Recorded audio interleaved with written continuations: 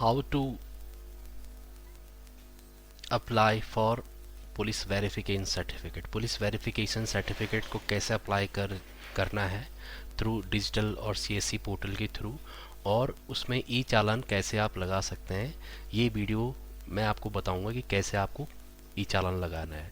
तो सबसे पहले आपको ifms.uk.gov.in इस वेबसाइट पे आना है और यहाँ पर आके ई चालान को सेलेक्ट करना है। ठीक है, ई चालान को आप जैसे ही क्लिक करोगे तो नई विंडो ओपन होगी। ठीक है, और इसमें आपको क्या करना है, अपना एक लॉगिन आईडी क्रिएट करना है। ठीक है, आपको अपना एक लॉगिन आईडी बनाना है और बेसिकली अपना एक क्रिएट अकाउंट बनाना है। ठीक है, और इसके लिए जो बेसिकली जो मैंडेटरी है, कि मैंडेटरी भी नहीं कह सकते हैं, बट अगर है आपके पास तो वो ज़्यादा बेटर है। अगर आपके पास एसबीआई बैंक की इंटरनेट बैंकिंग है तो वो ज़्यादा प्रेफर्ड है ई चालान के लिए। और फर्स्ट ऑफ ऑल अगर आप पहली बार यूज कर रहे हैं तो आपको क्या, क्रिएट चालान यूजर, आपको एक चालान यूजर क्रिएट करना पड़ेगा यहाँ पे। ठीक है, अगर आप इंडिविजुअल हैं या फिर आप किसी के लिए चालान बना रहे हैं तो ऑर्गेनाइजेशन सेलेक्ट कर सकते हैं, और या फिर आप इंडिविजुअल भी सेलेक्ट कर सकते हैं।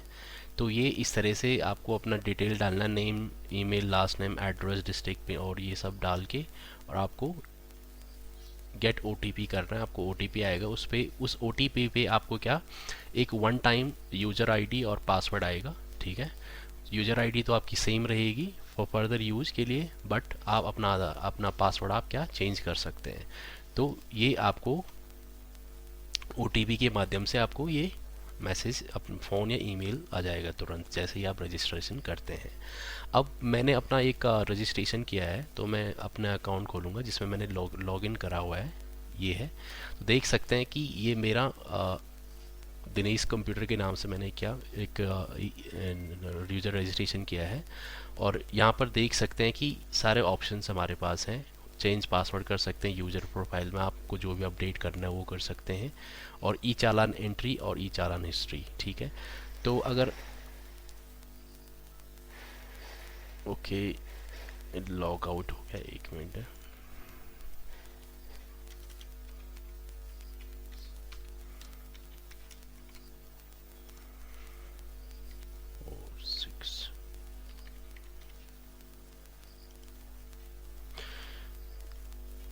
ई चालान एंट्री, ठीक है, यहाँ से आप ई चालान लगा सकते हैं जिस भी डिपार्टमेंट में आपको ई चालान लगाना है। तो अगर पुलिस वेरिफिकेशन के लिए कर रहे हैं तो हमें सीधे पुलिस लिखना है, डायरेक्ट जनरल पुलिस। ठीक है, अब आपने डिपार्टमेंट सेलेक्ट कर दिया, उसके बाद रिलेटेड ऑफिस, जो भी आपका क्या ऑफिस है, जैसे कि देहरादून है, चमोली है, रुद्रप्रयाग है, जो भी आपका ऑफिस है, एसपी ऑफिस,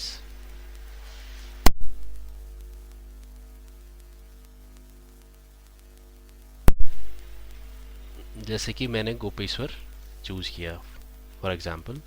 सर्विस क्या करनी है आपको, जैसे कि हाउसिंग, इंश्योरेंस, पेंशन, और ये सारी क्या है, आपको इसके लिए सर्टिफिकेट चाहिए। तो आपको सेलेक्ट करना है इसमें से housing code,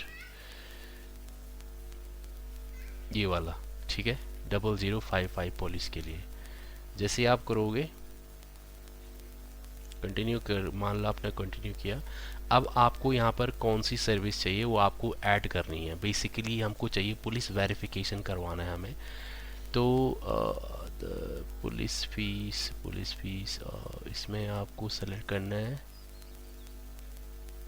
other fees fines and etc, आपको ये सेलेक्ट कर देना है यहाँ से।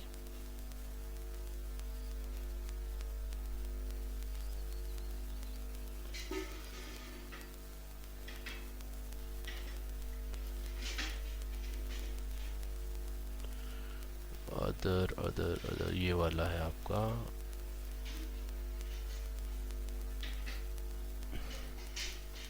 ये है सर्विस कोड 005।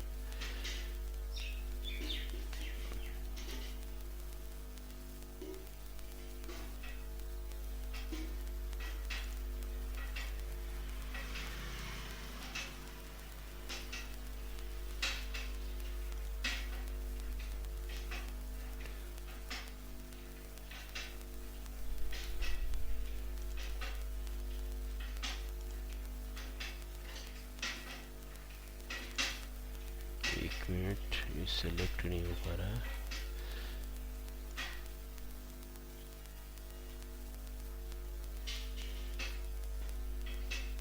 सॉरी, हमने यहाँ पे क्या अमाउंट डालनी पड़ेगी जो है 30 रुपीज़। और अब हम इसमें क्या कर सकते हैं, सेलेक्ट कर सकते हैं 0055।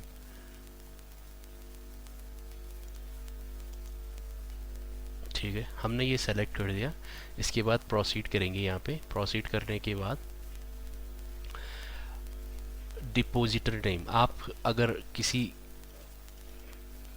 अगर आप अपने लिए निकाल रहे हैं तो वो आपका ही यूज़र जो यूज़र है उसी की क्या डिटेल रहेगी। बट इफ़ इन केस कि आप किसी के लिए चालान लगा रहे हैं तो फिर वहाँ पर आपको क्या डालना है, उसका नेम डालना है वहाँ पे। ठीक है, डिपॉजिट एड्रेस डालना है और डिपॉजिटर मोबाइल नंबर और पर्पज़ में क्या डालना है कि पुलिस वेरिफिकेशन के लिए चाहिए या फिर जॉब के लिए चाहिए। फिर जॉब के लिए आपको क्या करना है, पुलिस वेरिफिकेशन करवाना है या सर्टिफिकेट चाहिए, वो वहाँ यहाँ पर आपको टाइप करना है और उसके बाद प्रोसीड करना है। प्रोसीड करने के बाद आपको क्या सिंपली क्या आ जाएगा, ऑप्शन आएगा पे करने के लिए। उसमें आपको क्या करना है, फॉर एग्जांपल मैं ये चूज करता हूँ यहाँ पे।